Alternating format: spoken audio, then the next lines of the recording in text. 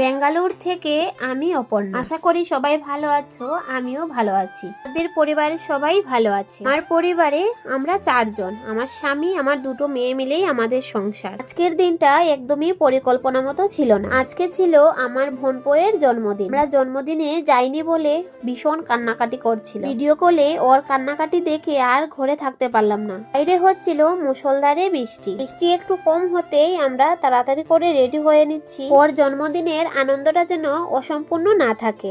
এদিকে আমার মেয়েরাও ভীষণ খুশি, যেই শুনেছে মাসির বাড়ি যাবে। এখন বাজে প্রায় রাত্র 8:30। বেরিয়ে পড়লাম আমরা তামিলনাড়ুর উদ্দেশ্যে। প্রায় 47 কিলোমিটারের পথ পাড়ি দিয়ে এখানে এসে পৌঁছেছি 10টা বেজে গেছে। এখনো অবধি এই যে আমার বোনপু অপেক্ষায় ছিল আমার মাসি আসবে বলে। এখানে আসার পর এই যে কেক কাটিং হচ্ছে, কেক কেটে এই যে আমরা ছবি তুলে নিচ্ছিলাম। এদিকে আমার বরমশাই ভিডিও করে দিচ্ছিল ছবির বদলে। তখনও অবধি আমার বোনপু কেক কাটিং করেনি, ওর বোনেদের অপেক্ষায়। পর হলো খাওয়া দাওয়া, সবাই মিলে রাত্রবেলা অনেক আনন্দ করে এই যে ভোর ভোর উঠে গেছি বাড়ি ফেরার জন্য। আমার বোনের লাগানো পেয়ারা গাছে অনেক পেয়ারা হয়েছে, তাই বোন পেয়ারা পাড়তে লেগে গেল।